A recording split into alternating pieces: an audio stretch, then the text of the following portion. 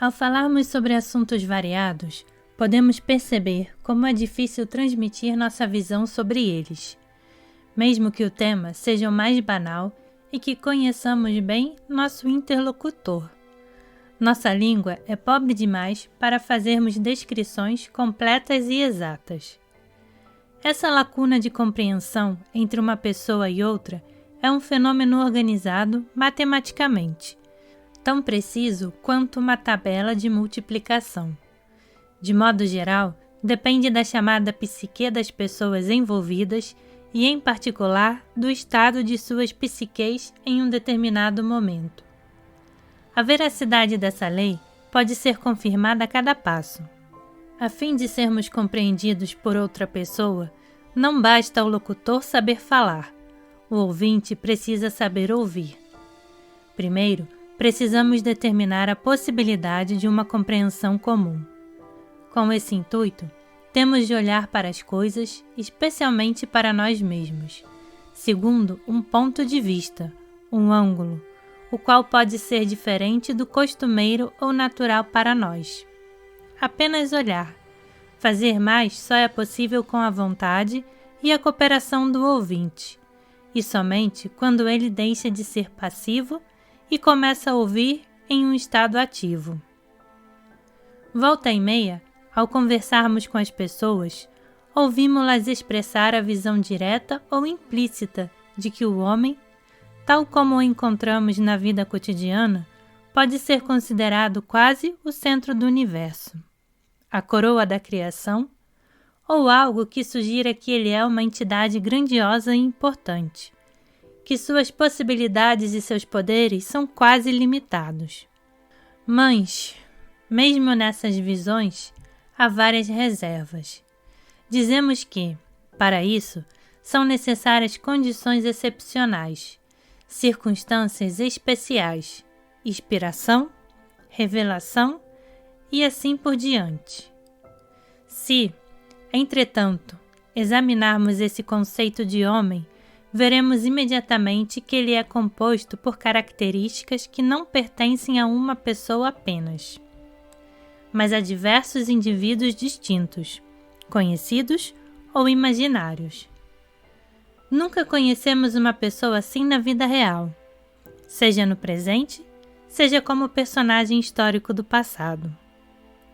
Pois cada um de nós tem suas próprias fraquezas, e se olharmos de perto, a miragem da grandeza e do poder se dissolve. Porém, o mais interessante não é o fato de envolvermos os outros com essa miragem, e sim que, por uma peculiaridade de nossa própria psique, nós a transferimos a nós mesmos, se não em sua totalidade, pelo menos em parte, como um reflexo. E assim, apesar de sermos todos seres humanos comuns, imaginamo-nos como esse tipo coletivo, ou algo bem próximo dele. Se soubéssemos como ser sinceros de verdade com nós mesmos, não da forma como essa palavra costuma ser entendida, mas impiedosamente honestos, então para a pergunta "o que somos?", não esperaríamos uma resposta reconfortante. Mas, do jeito que somos, quase todos ficaríamos intrigados e responderíamos com outra pergunta: "O que você quer dizer?" E então perceberíamos que vivemos toda a vida sem nos fazermos essa pergunta, e que consideramos líquido e certo, até axiomático, sermos alguma coisa até valiosa, alguma coisa da qual nunca duvidamos. Ao mesmo tempo, não somos capazes de explicar a outra pessoa o que é essa coisa. Não somos capazes de transmitir sequer uma noção do que seja, pois nós mesmos não sabemos o que ela é. Será que não sabemos porque, na verdade, essa alguma coisa não existe? Apenas supomos que exista? Não é estranho prestarmos tão pouca atenção a nós mesmos, sem nos interessarmos de fato pelo autoconhecimento? Não é estranho fecharmos os olhos para o que somos, passando a vida com a reconfortante convicção de que representamos algo de valor? deixamos de enxergar o vazio oculto por trás da fachada criada por nossa autoilusão e não percebemos que esse valor é puramente convencional. Certo, nem sempre é assim. Nem todos se veem de modo superficial. Há mentes inquisitivas que anseiam pela verdade do coração. Buscam-na, esforçam-se por solucionar os problemas impostos pela vida. Tentam penetrar a essência das coisas. Compreender-se a si mesmos. Se raciocinarmos e pensarmos de modo sensato, independentemente do caminho seguido para a solução desses problemas, acabaremos inevitavelmente voltando para nós mesmos. Devemos começar solucionando o que somos e qual o nosso lugar no mundo que nos rodeia. Pois sem esse conhecimento, nossa procura não terá um centro de gravidade. As palavras de Sócrates, "Conhece-te a ti mesmo", ainda são um princípio orientador para todos que buscam o verdadeiro conhecimento e o verdadeiro ser. Acabamos de usar uma palavra nova, ser, e da mesma forma é importante que a compreendamos. Temos questionado se o que pensamos a nosso respeito corresponde ao que somos de fato. Um homem, por exemplo, é médico. Aquela mulher é engenheira ou artista. Somos mesmo o que pensamos ser? Podemos nos definir como sinônimos de nossa profissão com a experiência que ela, ou a preparação dela nos trouxe? A imagem que fazemos de nós mesmos é formada pelo que vivenciamos. Cada um de nós vem ao mundo imaculado, como uma folha de papel em branco. Depois, as pessoas e as circunstâncias que nos rodeiam começam a competir entre si para manchar essa folha, para cobri-la de textos. A educação, a formação da moral, informações chamadas de conhecimento, sentimentos como dever, honra, consciência e etc. entram aqui. E todas essas pessoas afirmam que os métodos adotados a fim de enxertar esses brotos conhecidos como personalidade humana no tronco são imutáveis e infalíveis. Lentamente, a folha vai se manchando, e quanto mais coberta pelo tão propalado conhecimento, mais somos considerados sábios. Quanto mais textos no lugar chamado dever, mais somos tidos como honestos. E assim é com tudo mais. Esse é um exemplo do que chamamos de homem, ao qual, volta e meia, acrescentamos palavras como talentoso e genial. Mas esse gênio vai ficar de mau humor pelo resto do dia caso não encontre seus chinelos ao pé da cama ao acordar de manhã. Não percebemos que não somos livres em nossas manifestações ou na vida. Nenhum de nós pode ser o que deseja ser e o que pensa que é. Nenhum de nós é como a imagem que temos a nosso respeito. E os termos homem e coroa da criação não se aplicam a nós. Homem, eis uma expressão de orgulho, mas devemos nos perguntar que tipo de homem. Evidentemente, não aquela pessoa que se irrita com trivialidades, que presta atenção em assuntos insignificantes e se distrai com tudo o que o rodeia. Para termos o direito de nos chamarmos homens, precisamos ser homens de fato. E esse ser só surge com o autoconhecimento e o desenvolvimento em direções que se tornam claras por meio do autoconhecimento. Já tentamos nos observar quando nossa atenção não estava concentrada em algum problema específico? A maioria está familiarizada com a situação, embora talvez uns poucos tenham observado essa situação em si mesmos de maneira sistemática. Sem dúvida, temos consciência de que pensamos por meio de associações casuais. O pensamento reúne cenas e recordações desconexas, e tudo que cai no campo da consciência, ou apenas a toca de leve, evoca associações casuais. O fio condutor dos pensamentos parece ininterrupto, entretecendo fragmentos de percepções anteriores com base em gravações distintas na memória. E essas gravações ficam tocando continuamente, enquanto o aparato de nosso pensamento tece habilmente fios de pensamento com esse material. Nossas emoções seguem o mesmo caminho, agradáveis e desagradáveis, alegria e tristeza, riso e irritação, prazer e dor, simpatia e antipatia. Somos elogiados e ficamos satisfeitos. Alguém nos desaprova e estraga nosso humor.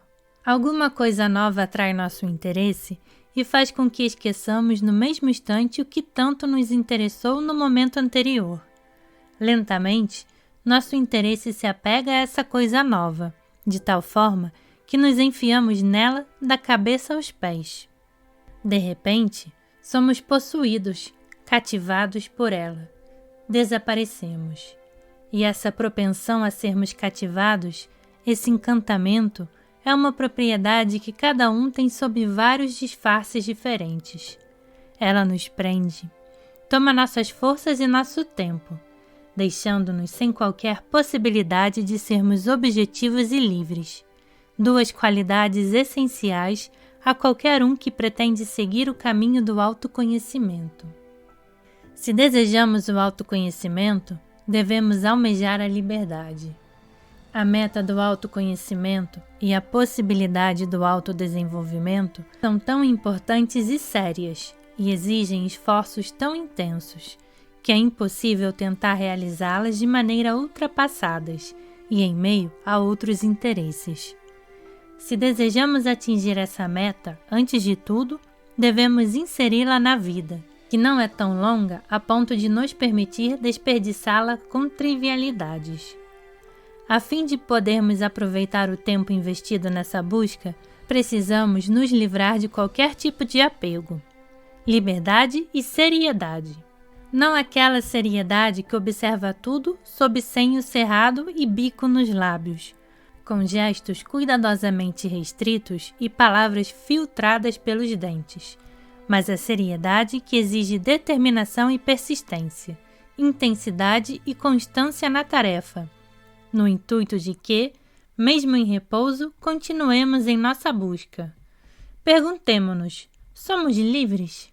Se tivermos relativa segurança no campo material e não tivermos de nos preocupar com o dia seguinte, se não dependermos de ninguém para nosso sustento ou para determinar nossas condições de vida, estaremos inclinados a dizer que sim. Mas a liberdade de que precisamos não é uma questão de circunstâncias externas. É uma questão de estrutura interior e de nossa atitude perante essas condições interiores. Talvez, porém, pensemos que nossa incapacidade só se aplica às nossas associações automáticas e que, com relação às coisas que conhecemos, a situação seja diferente. No decorrer da vida, aprendemos o tempo todo e damos aos resultados desse aprendizado o nome de conhecimento. Mas, apesar desse conhecimento, não raro nos mostramos ignorantes, distantes da vida real e, portanto, mal adaptados a ela. A maioria das pessoas é meio educada, como os girinos. Em geral, somos apenas pessoas educadas com algumas informações sobre muitas coisas, de forma indistinta e inadequada. Com efeito, trata-se só de informação. Não podemos chamá-la de conhecimento, pois o conhecimento é um bem inalienável da pessoa. Não pode ser mais, não pode ser menos, pois uma pessoa só conhece quando ela mesma é esse conhecimento. Em relação às nossas convicções, nunca as vimos mudar? Não flutuam como quaisquer outras coisas em nós? Seria muito mais preciso chamá-las de opiniões, em vez de convicções, uma vez que dependem tanto de nosso humor quanto de nossa informação, ou talvez apenas do estado de nosso estômago em determinado momento. Cada um de nós é um exemplo, até banal, de autômato animado.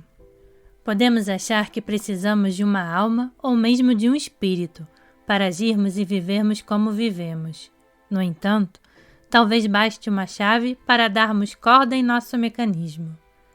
Nossas porções cotidianas de alimento nos ajudam a ganhar corda e renovar as micagens sem sentido de nossas associações, repetidas vezes.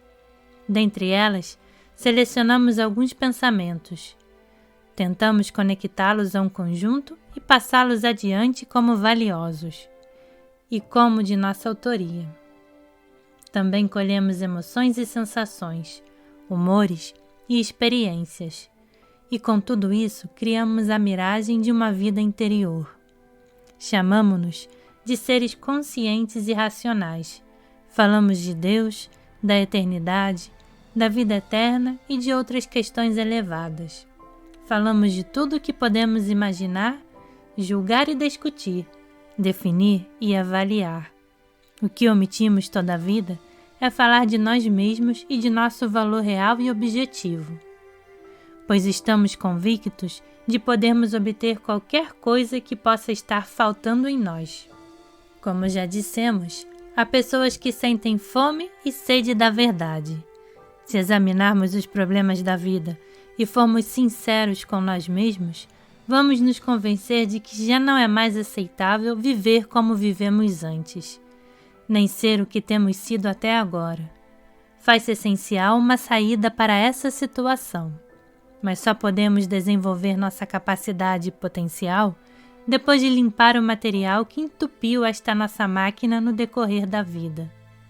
Para fazê-lo de maneira racional, precisamos ver o que precisa ser limpo, e onde e como. E ver isso sozinho é quase impossível. A fim de vermos essas coisas, é preciso olhar com objetividade desde o exterior. E para isso, é preciso ajuda mútua.